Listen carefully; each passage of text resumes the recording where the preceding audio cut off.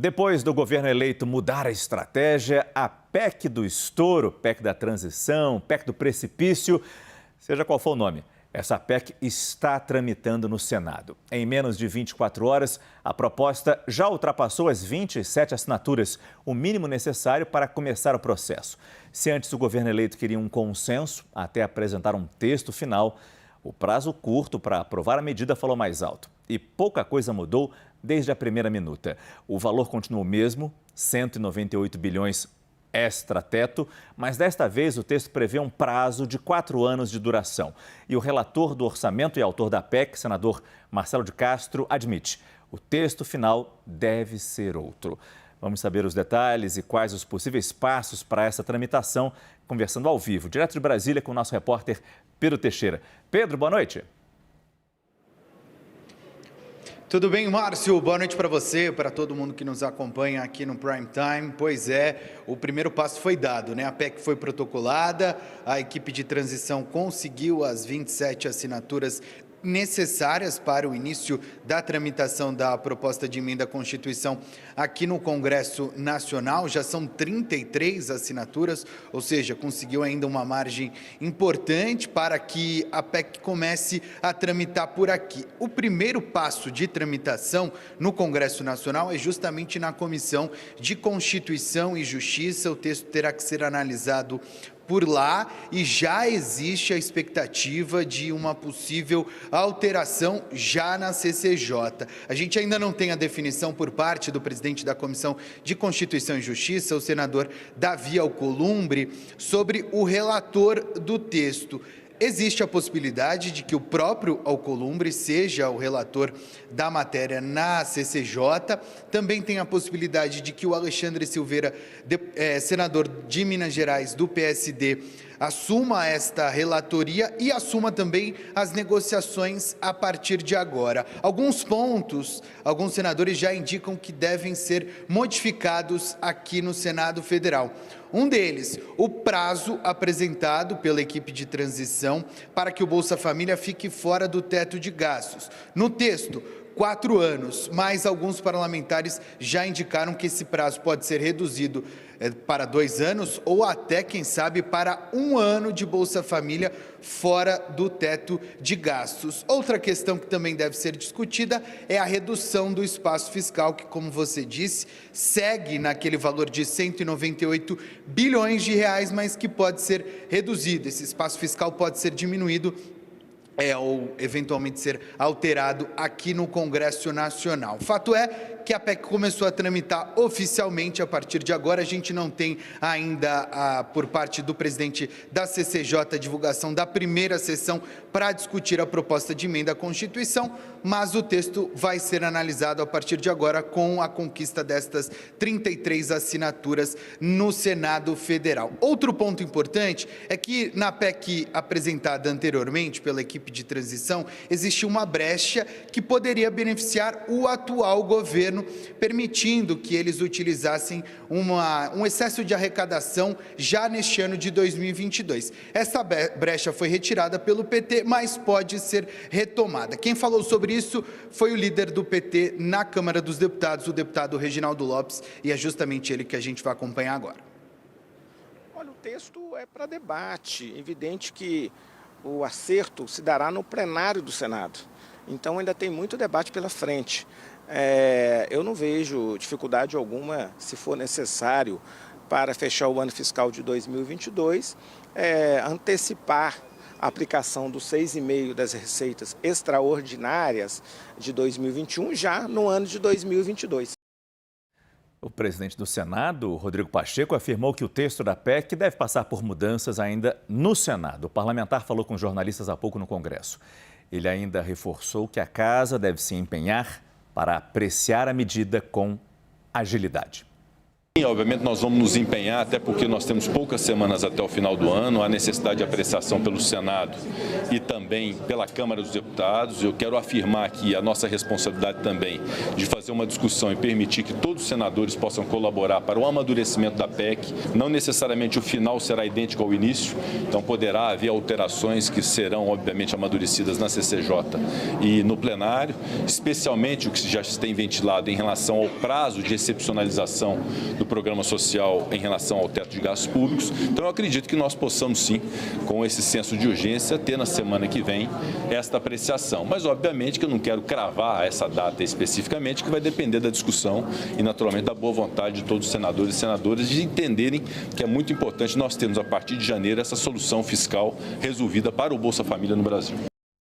Essas assinaturas têm senadores representantes de 10 partidos. Até às 5 horas da tarde, a gente já tinha esse cenário de apoios e a gente tem essa informação aqui na nossa tela. Perceba, o MDB já tinha 7 senadores assinando a PEC, o PT outros 7, PSD 5, PROS 2, PDT 2, Podemos 1, Rede 1, Cidadania 1, PP e PSB 1 senador cada, apoiando já o início da tramitação dessa PEC do estouro, ou PEC da transição, PEC do precipício. Acho que você tinha um apelido também, não tinha, Hélio? PEC Argentina. PEC Argentina. E esse pegou também, Aproveito que eu apresentar os nossos convidados. Claro, Raquel Landim, que está sempre com a gente, nossa analista de economia aqui da CNN. A gente também tem Manuel Fernandes, jornalista, e Hélio Beltrão, economista, hoje nos ajudando a trazer levantar esses debates. Daqui a pouco teremos Thais Arbex de Brasília e Felipe Moura Brasil falando ao vivo do Rio de Janeiro. Eu começo com você, Raquel. O quanto que a gente tem esse panorama de vários partidos envolvidos já sinaliza que essa PEC pode vir a passar sem problemas no Congresso? Nada. Eu não me arrisco ainda, Márcio. Eu acho que ainda tem muita água debaixo dessa ponte. O que eu acho que dá para a gente dizer com certeza, com base nas conversas e apurações com políticos ligados ao governo eleito e políticos ligados ao governo atual, é que essa PEC terá modificações. Então, ela vai ter uma redução no prazo, não vai vir com os 4 anos que pretende o governo eleito. Hoje, aliados do presidente Lula já admitem 2 anos de prazo. Eles querem evitar ter que sentar de novo com o Congresso já em abril, quando você teria que mandar a proposta orçamentária do ano seguinte, mas ainda tem sim uma fatia do Congresso que quer que seja um limite só para o ano que vem. E também vamos falar de um valor menor. O quão menor, a gente ainda não sabe. Tem uma área mais conservadora do Congresso que está falando em 70 a 80 bilhões. Embora fosse o ideal, eu não acredito que vá por aí. O que eu tenho ouvido, acho que deve ser um valor mais próximo de 100, 120 bilhões, porque tem algumas áreas do orçamento que efetivamente precisam de recomposição. Por conta de problemas vários que depois a gente vai discutir em detalhe. Então, assim, essa PEC vai ter uma modificação, isso já está acalmando um pouco o mercado. E um ponto que é interessante a gente ressaltar é que talvez tenha uma mudança na forma com que o Bolsa Família está sendo tratado. A PEC do senador Tasso Gereissati, ao invés dela colocar o Bolsa Família fora do teto de gastos, ela aumenta o limite do teto de gastos, mas mantém a regra por enquanto. A gente sabe que o governo eleito quer mudar, que a regra perdeu a credibilidade, mas ela mantém a regra por enquanto. E pelo que eu apurei entre os senadores, é uma opção que está sendo considerada. E por que ela seria boa? Porque quando você exclui um programa inteiro da regra fiscal, se você fizer qualquer modificação no número de beneficiários, no tamanho do benefício, isso fica totalmente solto. Você pode mudar isso como você quiser. Se você simplesmente aumenta o limite do teto de gastos, ao invés de excluir o programa, você limita muito a área de atuação. Então, eu acho que se houver essa modificação, não simplesmente estourar o teto, então realmente mudar a característica da PEC hoje, você aumentar um pouquinho o teto, subir ele um pouquinho e vier com um valor 100, 120, é um valor alto, um prazo menor, talvez dê para o mercado digerir e rolar essa dívida para o Brasil, porque afinal isso vai se transformar em dívida e são os investidores que vão ter que financiar isso. Esse é um ponto interessante. Eu brinquei com o Hélio, que já participou do nosso programa em outras semanas, e ele trouxe exatamente esse outro apelido, esse de PEC Argentina, para essa PEC do estouro, PEC da transição, que tem por objetivo completar o Bolsa Família de R$ 400, pelo que está hoje no orçamento, para R$ 600 a partir do ano que vem. Eu te pergunto um pouco na linha do que terminou aí o comentário da Raquel Landim. O que faria essa PEC não ser uma PEC argentina? Para esse objetivo, que é nobre e importante, mas o que faria essa PEC não ser uma PEC argentina? Ou do estouro, ou do precipício, como Helena Landau, economista em entrevista aqui à CNN, classificou também. Precipício é ótimo também. É muito bom também. É o que eles estão querendo fazer. Primeiro, Márcio, a gente tem que entender que para complementar de 400 para 600, você precisa de 50 bi. É isso. Eles não estão falando de 50, estão falando de 200, porque eles querem licença para gastar. E licença, portanto, para tomar dívida que todos nós vamos ter que pagar no futuro. E isso, a gente já falou aqui, quando acontece isso, os juros sobem, investimento cai, desemprego aumenta e tem todos os problemas que a gente tem normalmente. E eles não querem saber, eles querem ir nesse caminho. Então, essa é a primeira coisa. Se você for na linha de, vamos aumentar para 600 e aí complementa com 50 bi, ou 70, se fizer os R$150 para até 6 anos, né, chega um pouco maior, né? Tudo bem, o mercado eu acho que vai dizer, caramba, isso não é bom, mas pelo menos é uma reforma do teto, é um pé direito que você está mexendo, você não está explodindo a regra, você está mantendo a regra. Né? Essa é a primeira coisa. Agora, o que ninguém pensa, Márcio, é como você remaneja o orçamento para fazer caber o que você quer. Ninguém pensa em olhar para o orçamento como algo fixo, que é a receita que o governo tem e que você tem que remanejar. Você já está fazendo uma PEC, você pode mudar a regra do jogo que você quiser. Eles poderiam remanejar qualquer regra do jogo, porque você está fazendo uma PEC.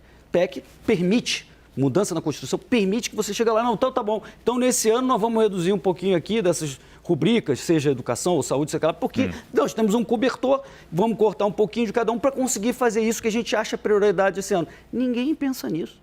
É sempre uma forma de fazer mais gastos. Esse é o problema e o mercado fica de olho nisso. A preocupação, Manel, é que quando chegar isso no Congresso e as negociações começarem, a gente não sabe até que ponto o Congresso vai agir com esse espírito. Não, a gente tem que se preocupar com o fiscal, vamos cortar de um lado para sobrar para o outro, ou vai chegar na base da moeda de troca mesmo? Como já começa a se falar do orçamento secreto, ter orçamento para este ano e, claro, para o ano que vem também. Márcio, boa noite a todos. Boa noite. Algo que eu não entendo é porque o governo não coloca dentro, o governo eleito, né, não coloca dentro dessa negociação um ativo que ele construiu durante a campanha, que foi a vitória, né, que ele conquistou, e traz a população para o lado dele para negociar com o Congresso. Para mim, eu estou num sentimento de viver no passado, porque os modelos clássicos de negociação permanecem. Brasília, distante do Brasil, as pessoas não entendem, como eu sempre falo, que as pessoas não entendem o que é PEC do teto, o que é furar o teto. Então, o governo tem essa incapacidade de comunicação, de não trazer à mesa um elemento que seria importantíssimo para ele, que seria a opinião pública. O governo está arriscado. O Congresso hoje é muito mais sensível à opinião pública, às pressões da opinião pública, do que foi há muitos anos. Então, assim, eu vejo que o outro lado, na hora que isso se consolidar, essa opinião mais contrária, uma opinião mais organizada, vai pressionar o Congresso e o governo não vai conseguir esses 200 bilhões e quiçá consiga os 50. Né? Queria botar na conversa também você, Felipe Moura Brasil, do Rio de Janeiro, que apareceu na nossa tela agora. A gente está esperando a Thaís Arbex para entrar e trazer, claro, informações em sites políticos. Mas a sua visão é sempre interessante, especialmente que a gente já tem aí 24 horas depois da apresentação desse texto e já uma perspectiva de facilidades ou dificuldades na tramitação. A gente viu a lista de partidos lá no Senado que apoiaram, assinaram a promulgação dessa PEC. Boa noite, Felipe. Boa noite, Márcio. Boa noite a todos. Acho que a gente tem uma perspectiva de que vai ser aprovado algum valor fora do teto dos gastos, apesar, evidentemente, das críticas mais liberais em relação a essa extrapolação. O próprio deputado federal Kim Kataguiri, ele participou de debate com Guilherme Boulos hoje aqui na CNN Brasil e estava repetindo algumas questões que eu tenho colocado aqui sobre de onde poderia vir corte de gastos mal feitos, justamente para priorizar as maiores necessidades da população brasileira dentro do orçamento. Ele citou os privilégios tributários, Aliás, são 400 bilhões de reais que foram apontados pelo próprio Tribunal de Contas da União, aliás, um relatório que foi entregue ao governo eleito. Os privilégios da elite do funcionalismo público, que hoje recebe 39 mil reais, né, que é o teto do funcionalismo, mas o Kim Kataguiri apontou como piso.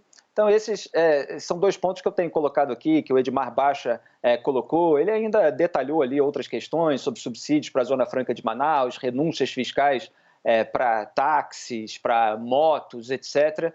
Então, você tem uma postura ali mais firme, contrária à extrapolação do teto. Aí você tem esse segundo degrau, que é a proposta do Tasso Gereissati, do PSDB do Ceará, de expandir o teto dos gastos para 80 bilhões de reais que podem ser colocados a mais, só que dentro dessa regra.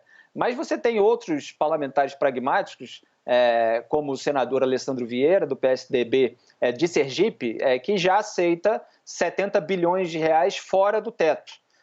Então, como os petistas propõem 198 bilhões fora, e você tem muitos parlamentares aí querendo um filtro, é possível que o valor, mais provável nesse momento, a maior tendência, é que o valor fique ali acima de 100 bilhões.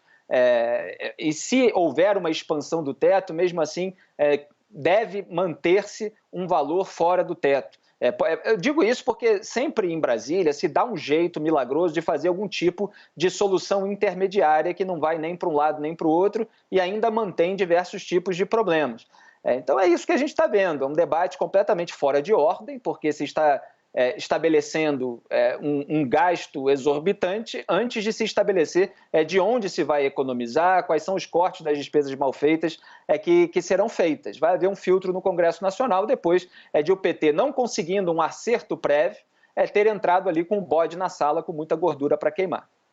São muitas dúvidas ainda em relação a essa PEC da transição e a gente vai falar sobre especificamente a PEC e, claro, outras discussões que houve hoje em Brasília dentro do grupo de transição entre o governo Bolsonaro e o novo governo de Luiz Inácio Lula da Silva. Mas uma coisa chama a atenção, Raquel, como a presença de Lula já começou a fazer andar algumas discussões. A própria PEC, bastou ele chegar no domingo em Brasília, junto com Fernando Haddad. Já na segunda-feira, ontem, nós tivemos a apresentação desse texto. Até que ponto Lula se envolve diretamente nessa negociação que a gente está discutindo aqui no Congresso Nacional? Márcio, é porque ele não tinha dado, a despeito do Alckmin estar lá desde o começo, e a gente falou muito dessa presença dele, o Lula não tinha delegado para ninguém efetivamente esse papel negociador, né? Você não tem ministros apontados, a autoridade do Alckmin era o tempo todo questionada pela presença constante da Gleice Hoffmann e do Aloysio Mercadante, era muito difícil para os demais políticos que estão no meio dessa negociação identificar quem realmente estava falando pelo Lula o quê. Os sinais eram sempre trocados e agora ele está lá, né, como ele mesmo, né, já ladeado pelo Haddad, que tudo indica vai ser o seu ministro da Fazenda, fica mais fácil a interlocução.